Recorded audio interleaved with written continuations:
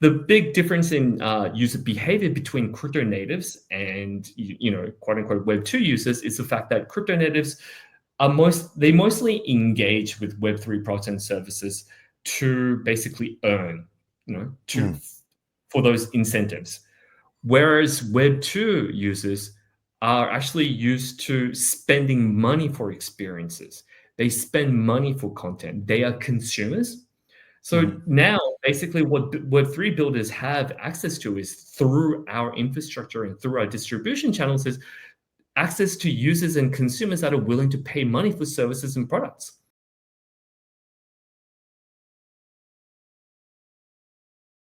Welcome back to another episode of Bitfinex Talks. I'm your host, Ricardo Martinez, and today I am here with John Cho, who is the VP of Partnerships from the Kaia Foundation. John, thank you for coming on the show. How are you today? I'm good. Thank you for having me. I'm looking forward to having a great conversation around what we're doing. Because there is a lot of exciting stuff happening at the moment on the Kaia Foundation side. Yeah, I'm excited to get into it. John, as I understand it, Kaia is a rebrand from another project. Can you kind of explain to people who may not be familiar with Kaia, what the original project was and then what the Kaia rebrand is all about? Yeah, sure, absolutely. So the Kaia chain and also the Kaia Foundation itself has a very unique story, I guess. So the Kaia chain and the Kaia Foundation, as we know today, was formed via a merger of two different layer one ecosystems. Back in the day, around 2019, I don't know if you're familiar with Kakao, but Kakao is the company, or rather the corporation, that is responsible for creating Kakao Talk, which is the largest messenger service in South Korea. And also by market capitalization, one of the biggest conglomerates in South Korea as well. So Kakao launched their own layer one blockchain called Clayton back in 2019.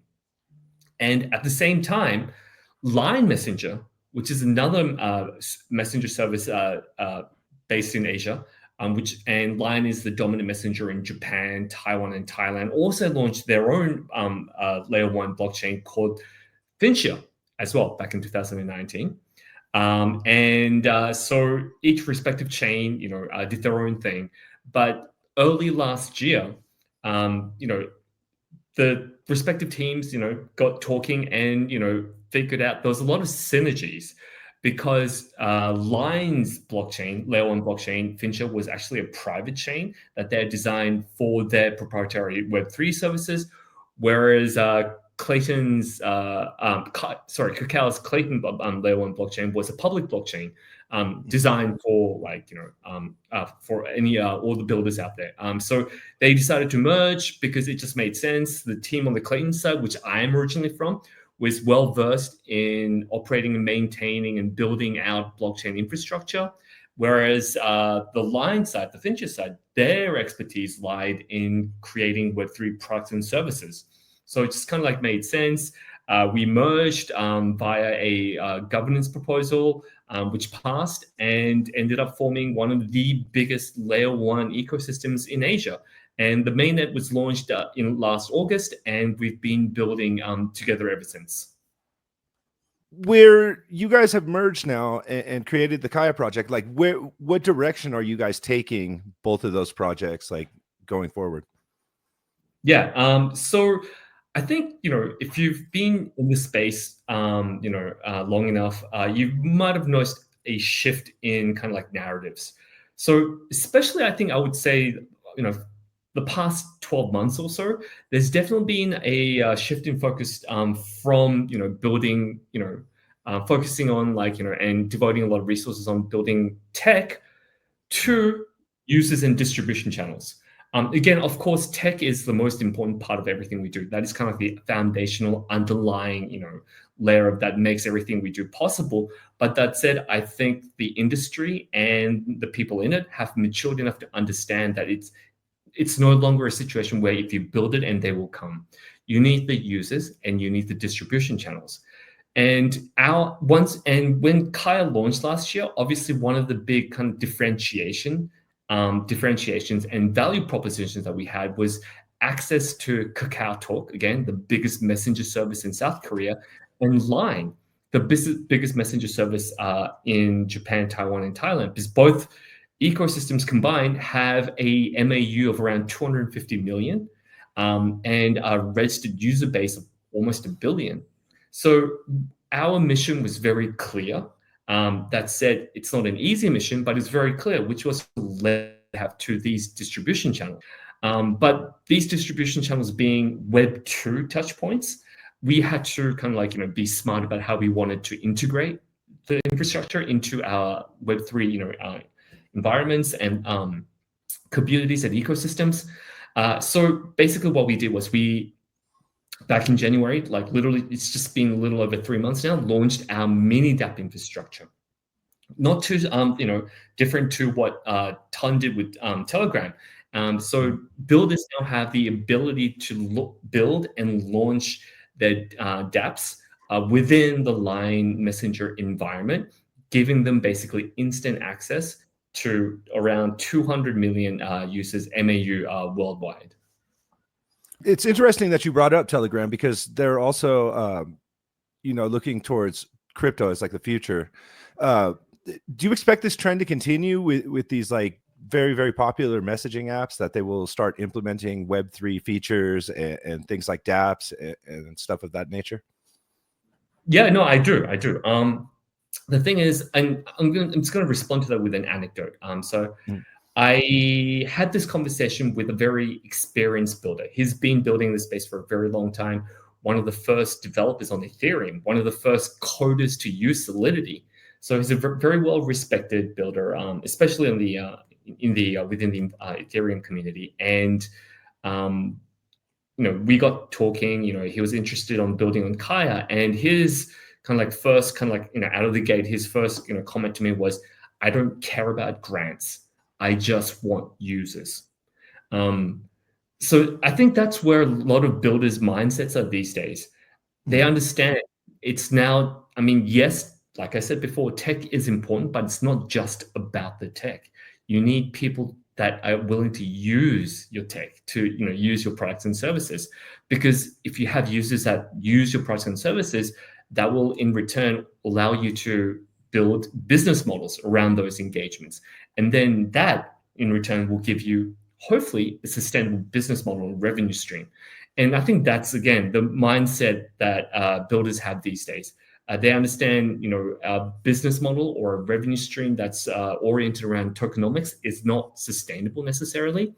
So that's why, we're seeing a lot of builders focusing on, ecosystems and infrastructures like Telegram and like ours, because they have access to consumers. Now, also one kind of like,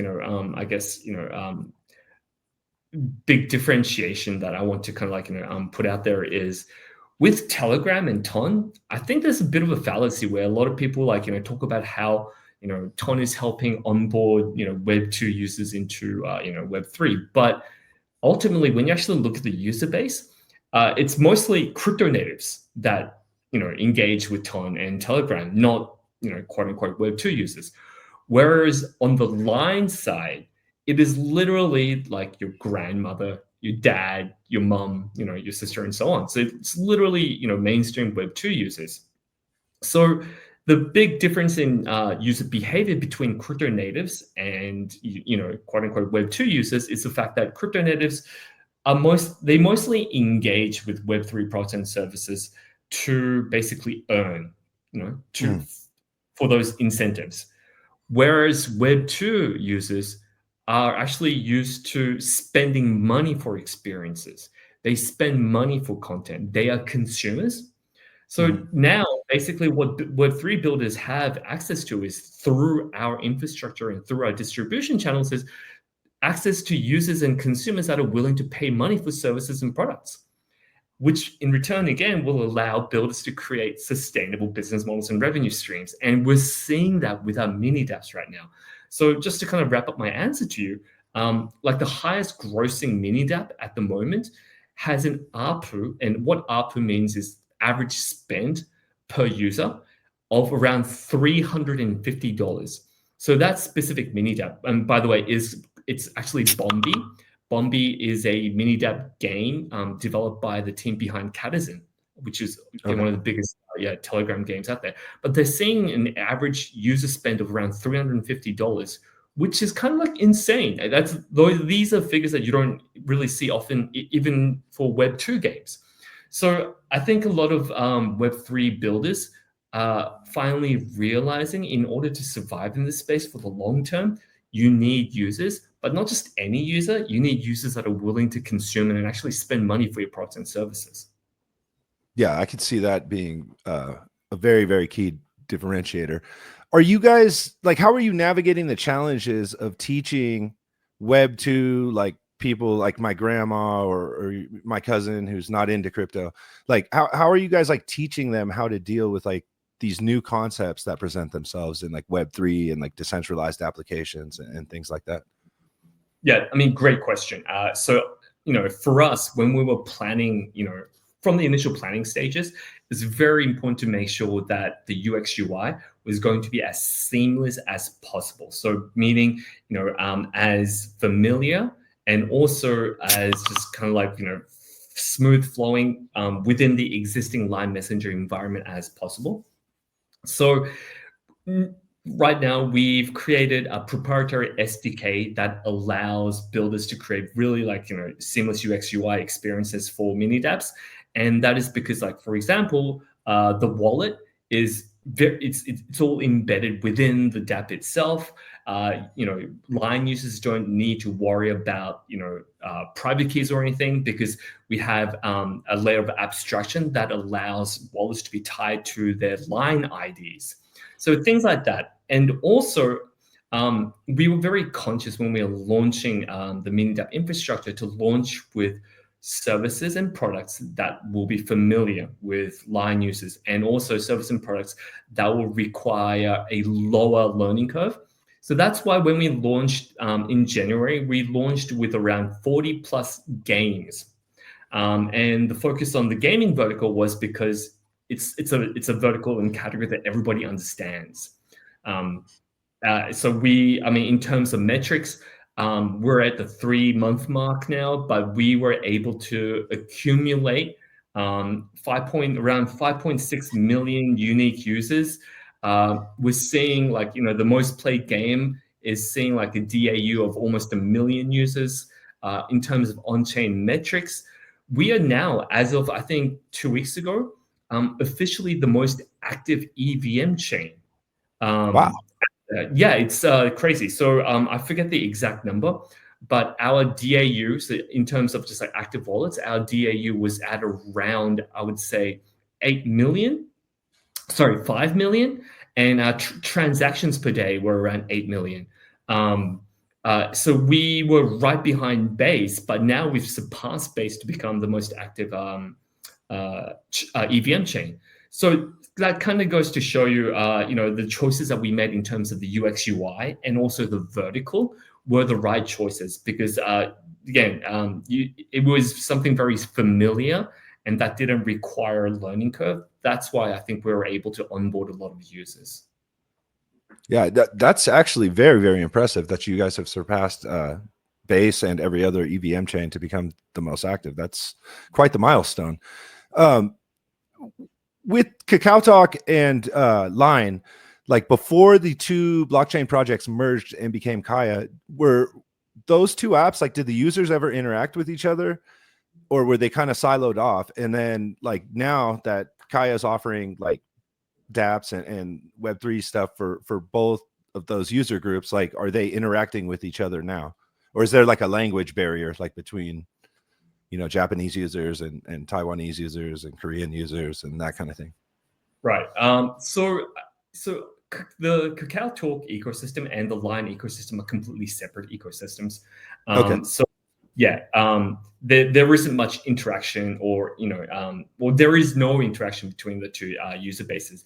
But at the moment, the Kaia MiniDApp infrastructure is only available online. But eventually, as like, for example, the regulatory landscape in South Korea kind of opens up a little bit more, and they start providing more specific concrete frameworks, the goal here is also to onboard Kakao Talk as one of our MiniDApp infrastructures. So then I think, you know, the Kaia chain could possibly be like the intersection where users, you know, from these different, like, you know, super app ecosystems can kind of like engage and interact with each other. But for the time being, we're just available on the Line Messenger ecosystem.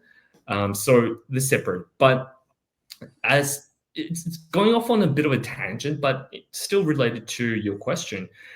So Line Messenger is, you know, so if you take WeChat and China out of the equation for a second, and because, you know, WeChat is technically the biggest super app infrastructure in the world in terms of just number of users, but they're monolithic in the sense that they're just focused on one specific geography in one region. Line is probably the biggest super app infrastructure that is focused on multiple regions.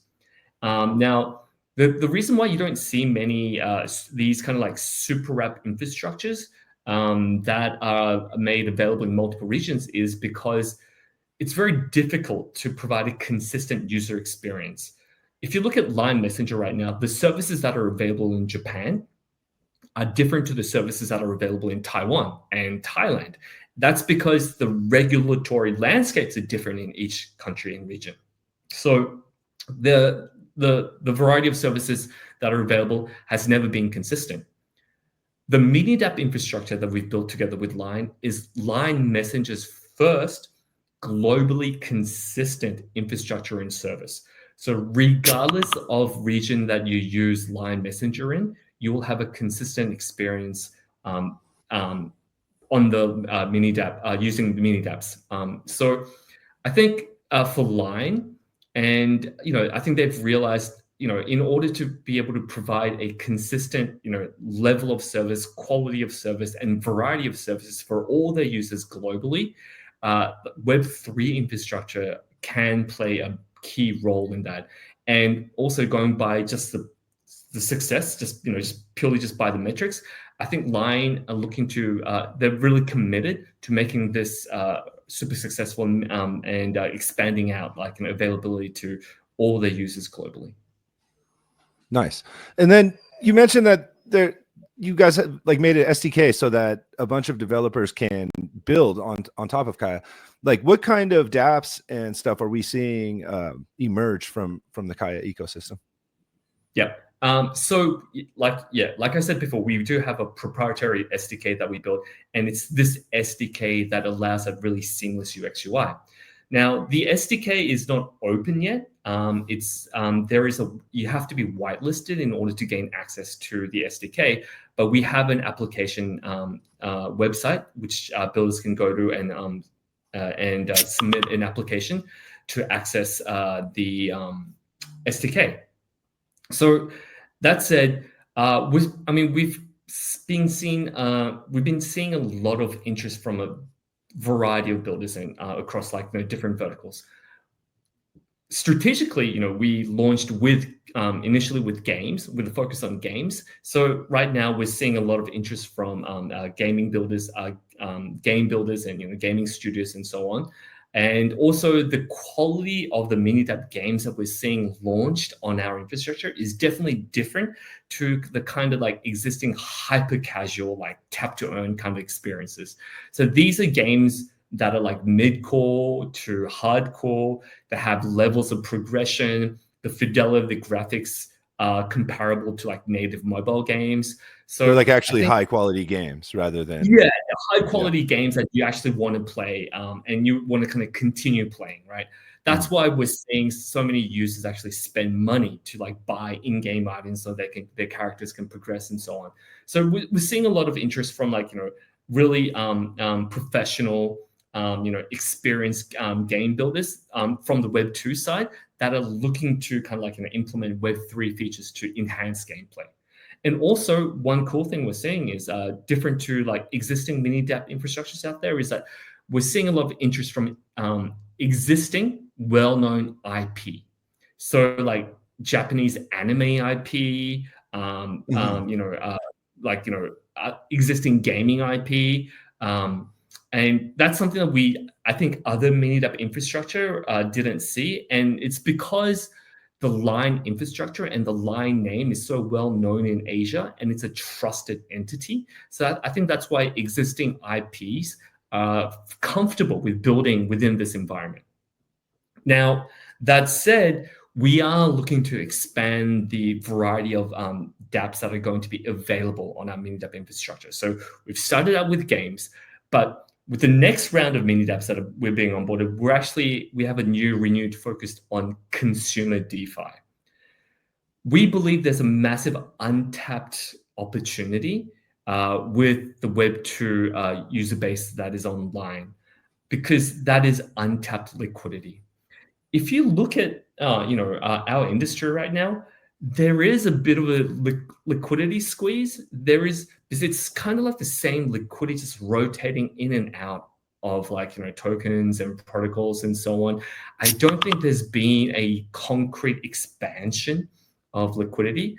And so for us, one of our kind of core missions was to kind of tap that potential of that untapped potential of Web2 liquidity. So what we want to do is we want to bring these on-chain earning opportunities just to the Web2 user base online via really simplified and seamless UX and UI experiences. So for example, savings and earning protocols. But we want to make sure that these DeFi protocols and services that we're launching aren't things like, we're not going to be launching super degen, restaking perps and stuff like that.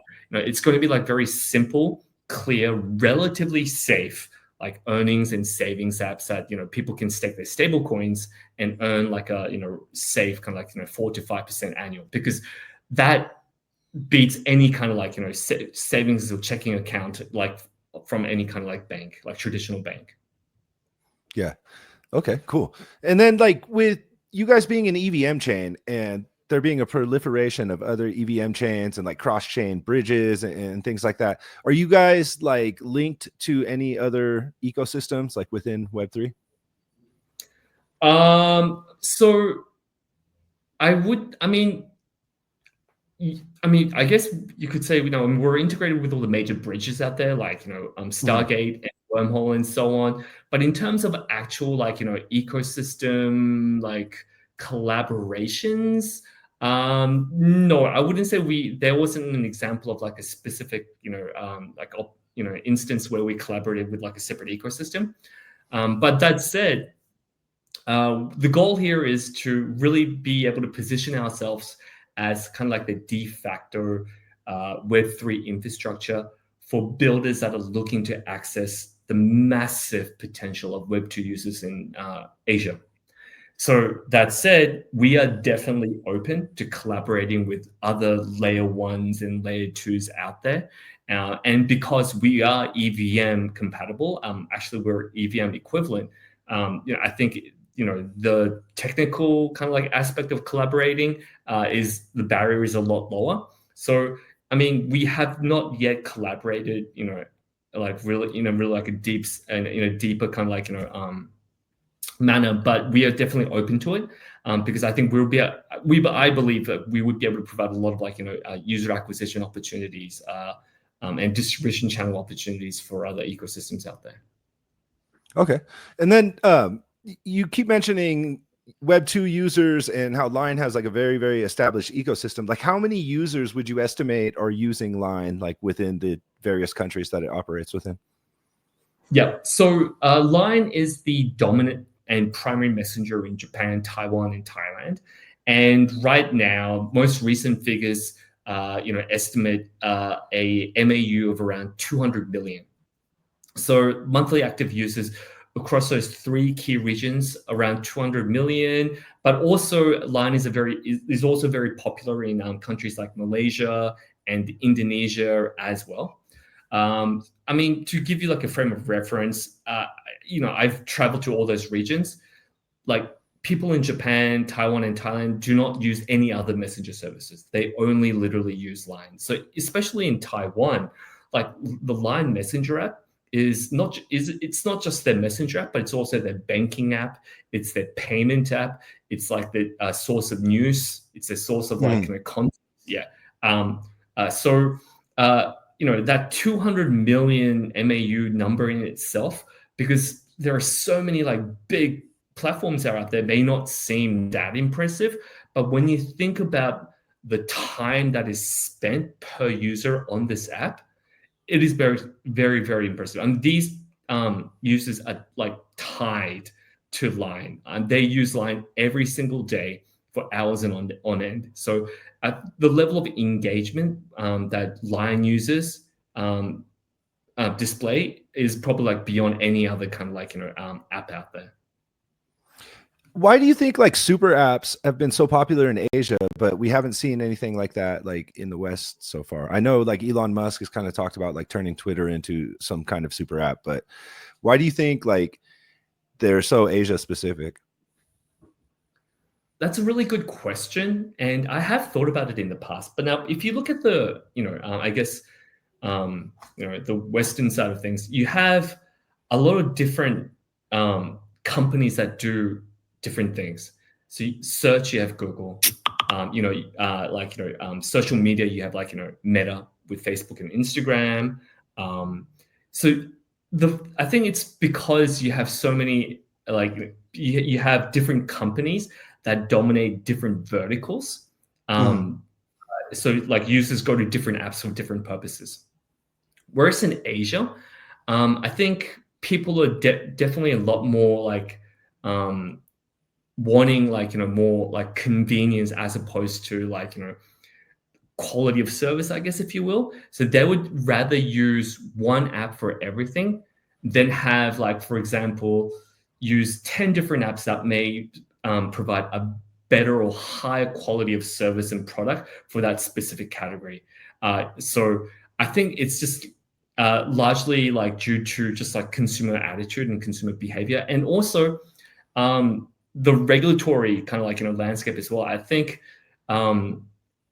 Asian lawmakers and legislators are a lot more open to monopolies than like say like Western regulators. So that's why you have different companies like specializing different like verticals on the Western side, but in South Korea, for example, Kakao, not only do they have Kakao Talk, the messenger app, they also have an online bank. They also have a mobility service, like a ride-hailing service. They have their own social media network. So I think it's a combination of just like regulatory landscape and also just like consumer behavior. That's an interesting observation, because like right now, Google is going through some like legal issues around being defined as a monopoly, like by courts and stuff. So I think you may be right about that. John, we're running out of time. Is there any final words that you want to leave with the audience in regards to Kaia, the project, and what you guys are working on and things like that? Well, I mean, first of all, again, thank you for having me on, giving me this opportunity to kind of like, share what we've been doing. I think, if I were to leave just one thing for the listeners out there, I think it would be, what we're doing, I think I do really believe is very unique. Yes, again, the tech is important, but I think we're in a stage where our industry has matured enough to understand that now it's about, the user experience. It's about sustainable business models. It's about products and services that actually people want to use. And I do feel like what we're doing at Kaia is at the forefront of that, especially, from a UX UI perspective, and also, providing builders the opportunities to actually build services and products that they can kind of like, look to operate for the long term. Because, I mean, just being very frank, you don't get many builders in the crypto scene that are looking to build for a decade in the future. But I believe we have the infrastructure and the distribution channel and the users where builders can now actually genuinely think about like a 10-year roadmap for the services and products. So, just keep up with what's happening within the Kaia system. If you're a user, retailer, or a developer, because there's a lot of exciting stuff happening. And I think we do offer a very unique value proposition. Yeah, I would say so too. Would you mind giving out like the website, social media links, and anything like that? So if people that watch this are interested in finding out more, they know where to go. Yeah, absolutely. So, I mean, you can, if you're a builder, you can come to a website at kaia.io, kaia.io, and submit an application to access to an SDK. And also, you can follow us on our socials. It's at Kaia Chain on X. So all the latest news is always, shared on our Twitter account. So make sure you follow us there. All right. Well, thank you so much, John. I really appreciate you taking time out of your day. I know it's late where you're at right now, and coming on the show and sharing your knowledge about Kaia with us. Yeah, my pleasure. And again, thank you for having me.